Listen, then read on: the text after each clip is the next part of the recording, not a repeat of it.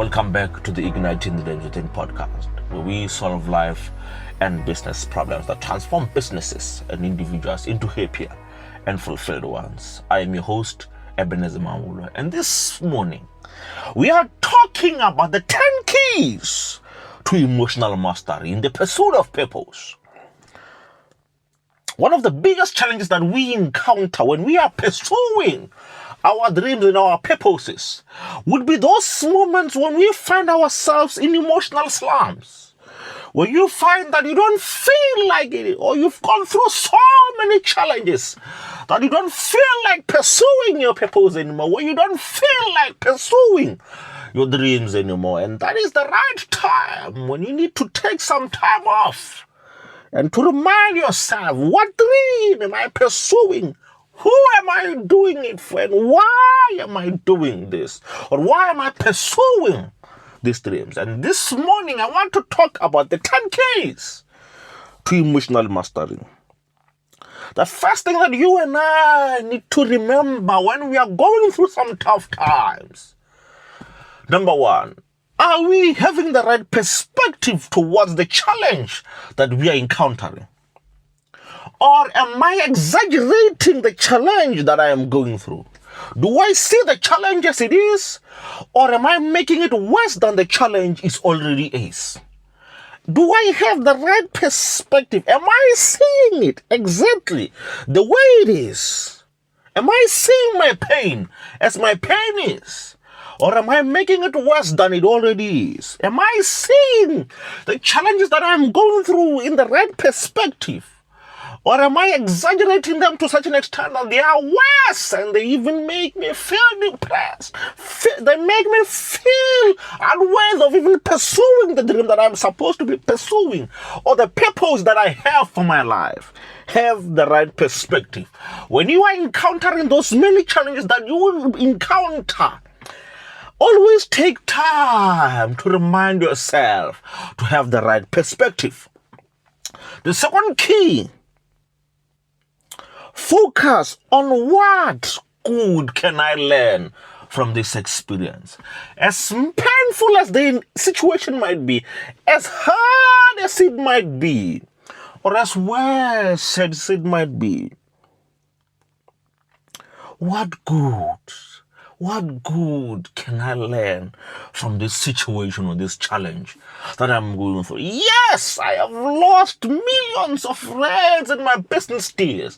I have lost thousands, if not 100,000. I've lost $1 million, $1 million pounds, $1 million euros. But what good can I learn from this situation?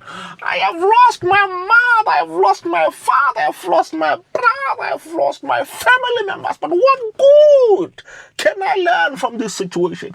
Or what good lessons can I learn and take from these situations? When you've got the attitude of learning, no challenge will be too great for you to handle, because there will be a benefit. You learning from that experience becomes a benefit or a transformative nugget that will help you to transform yourself, your mind, and the way you think about the challenge that you are going through. What good can you learn from this situation? What good can you learn from losing money in the business? Or what lessons did you losing the money teach you? What lessons did you losing a family or a loved one teach you about yourself? Or what memories come to mind when you think about that loss? What role did that person play in the pursuit or in the shaping of you and your dreams and your purpose? What good can I learn from this situation?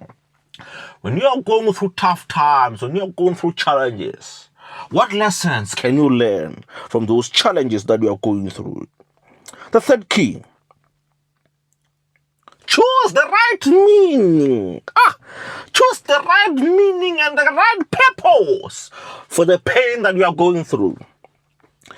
If you don't have the right perspective, you will be tempted to give the situation, the pain, or the suffering a negative, self-defeating, self-destructive meaning. You might find that you've seen the situation as worse than it is. and you exaggerated it. And now the meaning that you've given yourself about that situation, it's so bad, it's so worse, and it's so destructive that you no longer see yourself as conquering of that situation. What meaning, what good, right, and perfect or great meaning can you come up with? You've lost the money, but what does losing money mean? For me, it would mean that I wasn't worthy of managing that amount of money, or I selected the wrong team to execute that marketing strategy, or I had not become the person needed to use that kind of a budget to execute that business transaction. And I would go back and learn what more can I become? How more can I develop myself? So that next time when I've got that much amount of a budget, I won't waste it, or I won't repeat the same mistakes that I made. Well, when you lose a family member or loved one, what does it mean? Does it mean that God doesn't love you? Or does it mean it's the end of your life? No, it doesn't mean that. It means that the race that person, that loved one, ran with you and in your life has come to an end. Or as my mentor always said, or what my mentor said when he was about to die. He said, my mentees, don't cry for me when you see me go or when I am dead. Don't cry for me, but celebrate me and the life that I lived. I impacted your lives. I impacted the world. I transformed nations. I transformed business. Celebrate me. That is the meaning he chose to give us. And my mentees, don't make this situation as worse than it already is, but see it. Derive a powerful meaning out of this situation. What scenarios or what challenges have you encountered in your life that you've given a negative meaning, that have stopped you and always put you in a slump when you think about them? You know, in my line as a coach, one of the things that I've seen that helps people transform their lives is to choose the right meaning when they are going through pain and suffering. There will be those when we are going through challenges. There will be those who make the situation worse than it already is. And this one turn their mess into graveyards. This one's turn their pain into painful moments for the rest of their lives. But there are those who look at the situation or the moment and give it the right perspective. I remember one of my clients that I coached. She said, Mr. Maul, I was going very far. I was moving from the northwest to Johannesburg, and I didn't have money for transport. And what happened along that road? Oh, it's too rough. Oh, it's too tragic.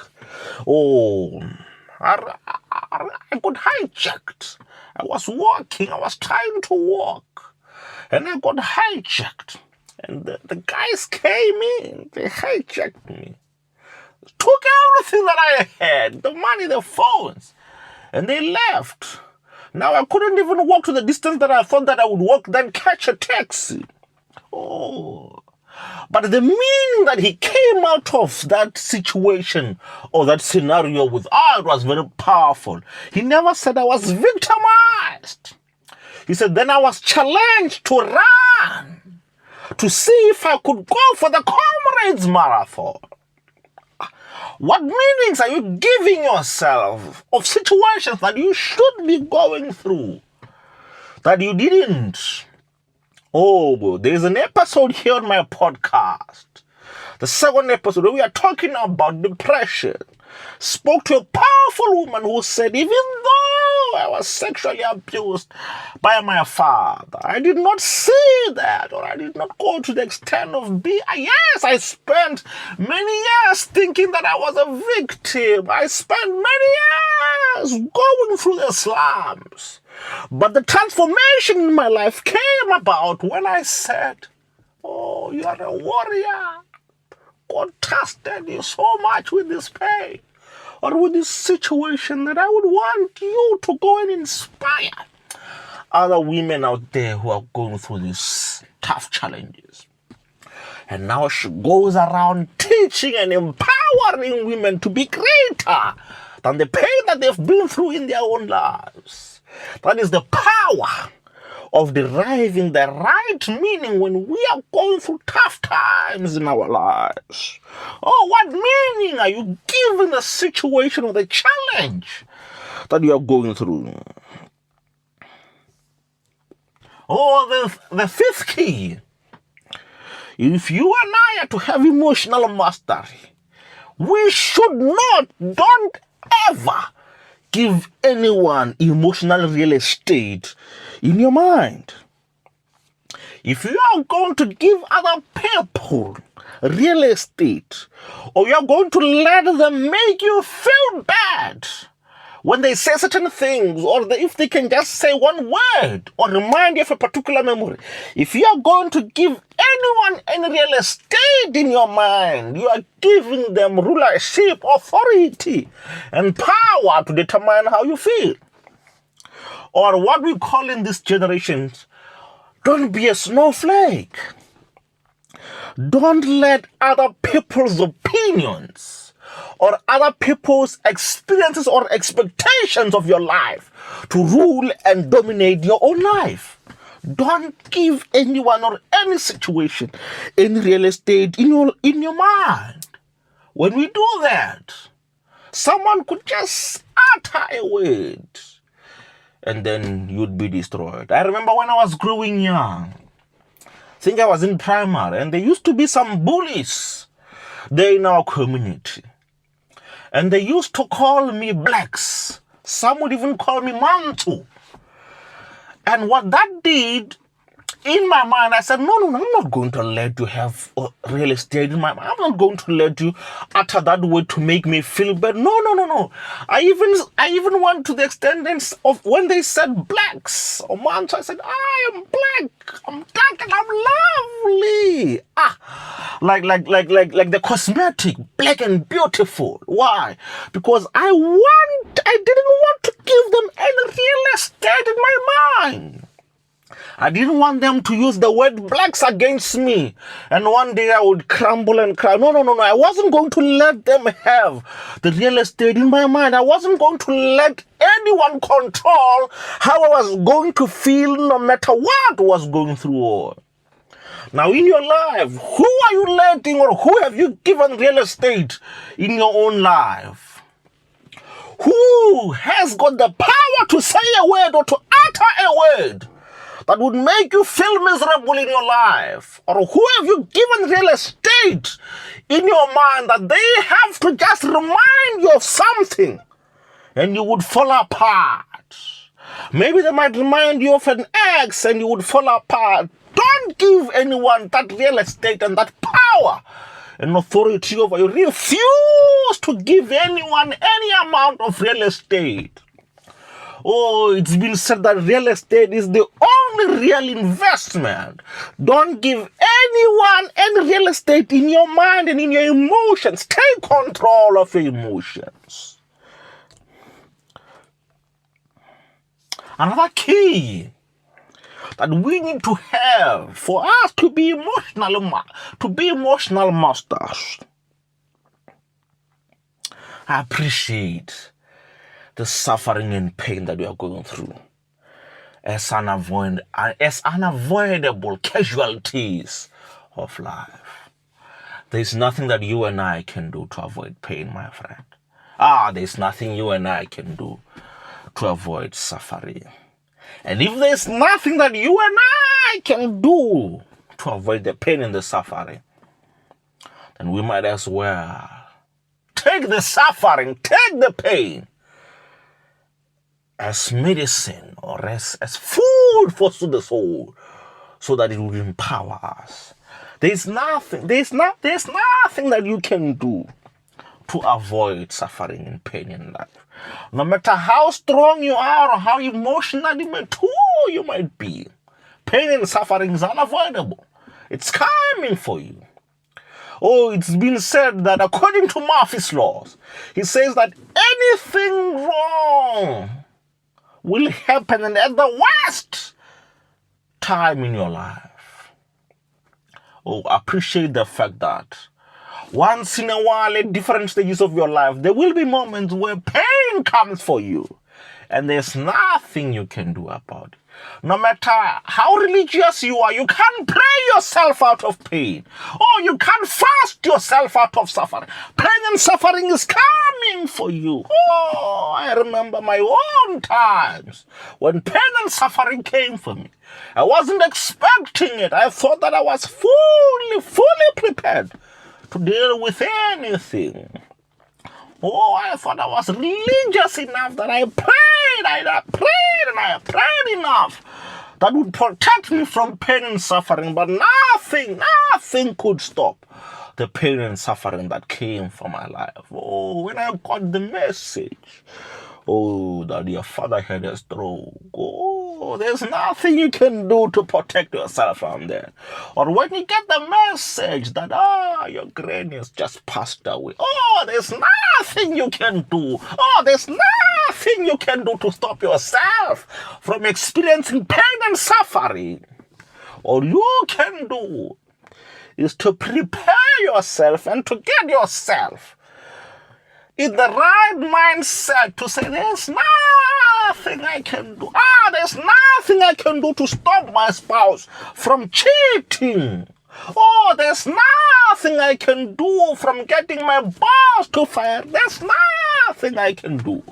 All I can do is to have the right perspective. Oh, there's nothing I can do to stop the young pastor from sleeping with the women in the church. Oh, there's nothing I can do to stop the boss from sexually harassing my fellow employees. But what I can do in my own life is to expect and try to deal with this emotionally, so that when the scenarios happen, I am able to deal with it. Oh, there's nothing you can do.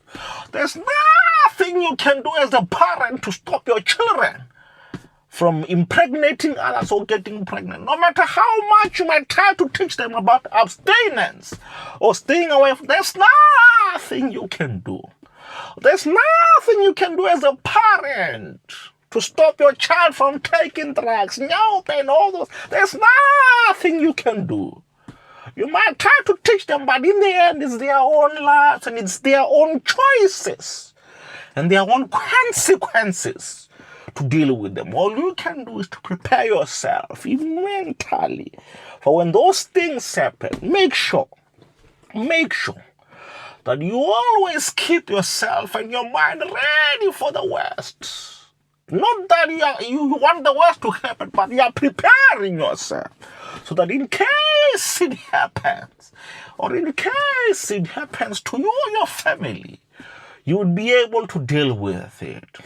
And I remember one thing that shocked my mentees, or it always shocks people.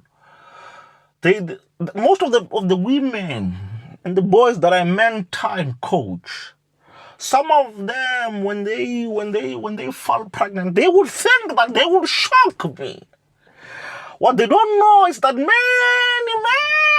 years ago, I knew that there's nothing I can do to stop anyone from doing whatever it is that they want to do in their own lives.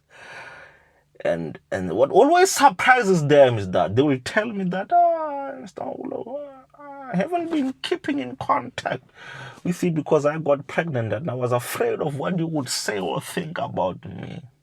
And I would congratulate them and I'd tell them, no, I knew that you would fall pregnant. Or I knew that you would impregnate her. And it always shocks them. No. For me, it's not a shock. It's what I do. I prepare myself. I have been a mentor and a coach for so long that I know what are the things or what are the common things that would happen to youth when they do 1, 2, 3, 4, 5. I can predict. I just need to spend a month, or I just need to know you for a few hours. Then tomorrow I will tell you, that what would you do or what would happen in your own life. That is the power power of expecting and appreciating pain and suffering. You expect it and you prepare yourself emotionally. How will I deal with this pain or this suffering if it comes for me? Because it is coming for you. It might not come today. Tomorrow, the day after tomorrow, it's coming for you. Prepare yourself for pain and suffering that you would not anticipate or you would not predict. Oh, another key when we are going through pain and suffering. Teach others what you've learned from those those experiences that you go through. Teach others. To say that, teach them. When we teach, it's been said that when we teach, we learn more. And we learn more.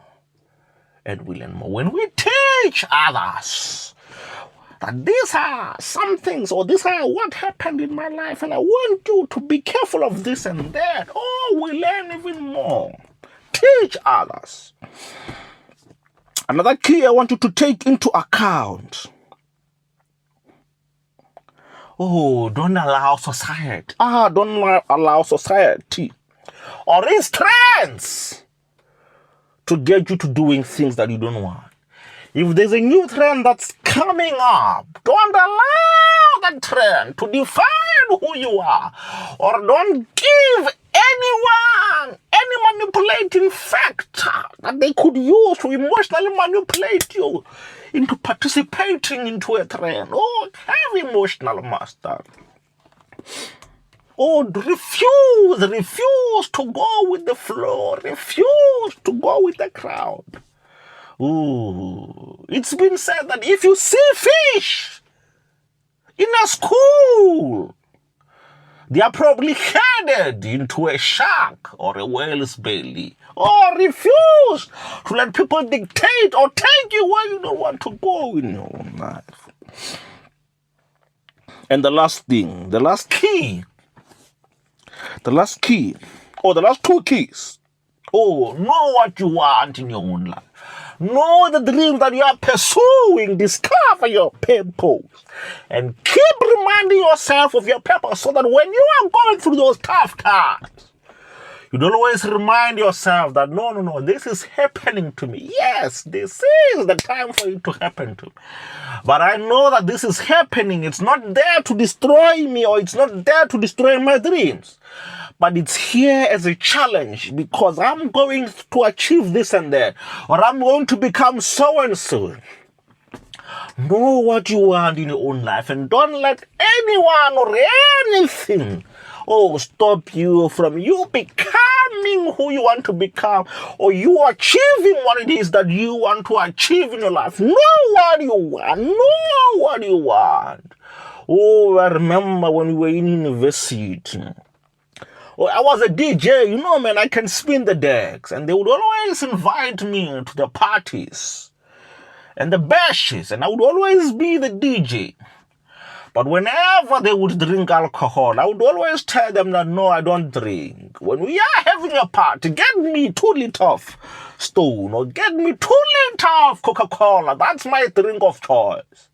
I refused to drink because I knew what I wanted. I knew that if I am to become the brilliant coach, speaker that I am today, I will not become it if I waste my time and I destroy my health by feeding it with alcohol, by feeding it with drugs. I knew that I could not become as great as I desire to be by destroying myself and my body.